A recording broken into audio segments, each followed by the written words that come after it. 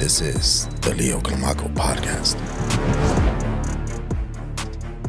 What does abundance alchemist, what does that mean?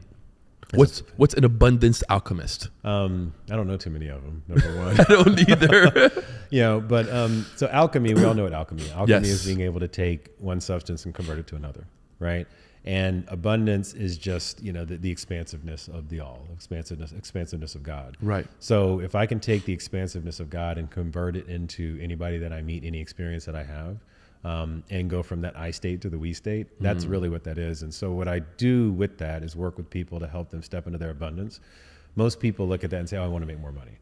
Right. So that's the initial thing. I want to make more money. I'm like, okay, I can help you make more money. For That's sure. fine. Like, let's do that. That's part of it. Yeah. Right. Let's start there. 9 out of 10 times, the men that I work with, they're like, I want to make more money. How's your relationship with your partner?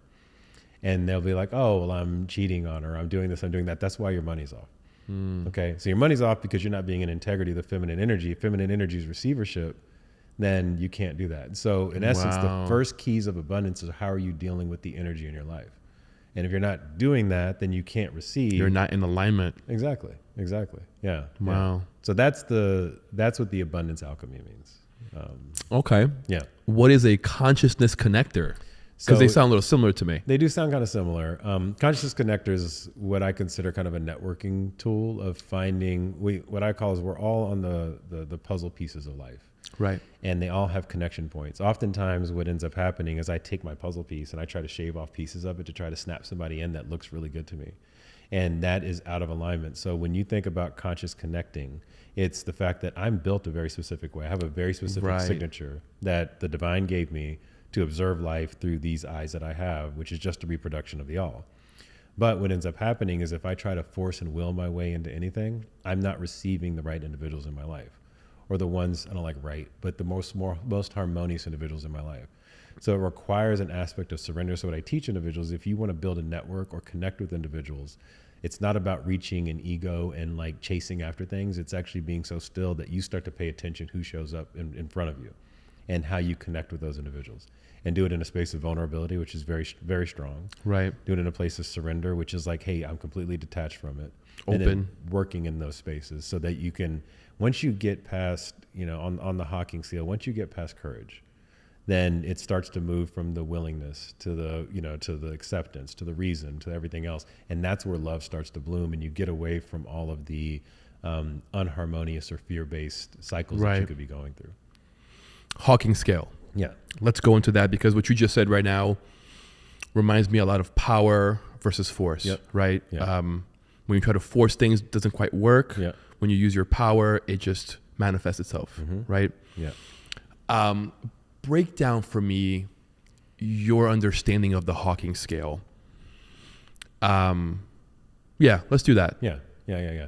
So for those who don't know what the Hawking scale is, we'll go there really quickly. So David Hawkins, he was a really, if you watch his videos, a lot of people like to listen to him. Yes. Some people, it's not really sexy. It's very dry. It's pretty dry.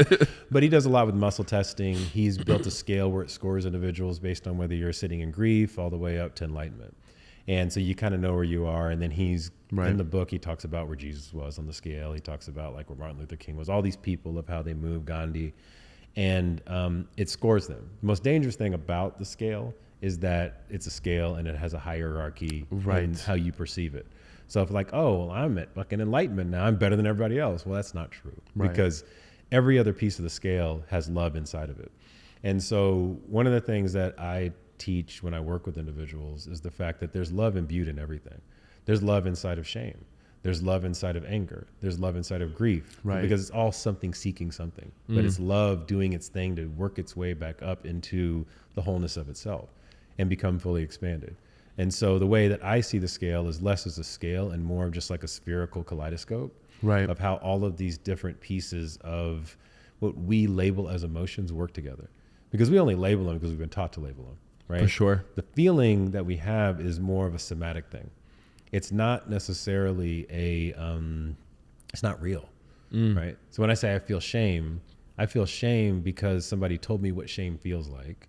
Okay, I've been taught that behavior, and so now I go into my corner and kind of like fear, right? Yeah, and then I do this thing called shame.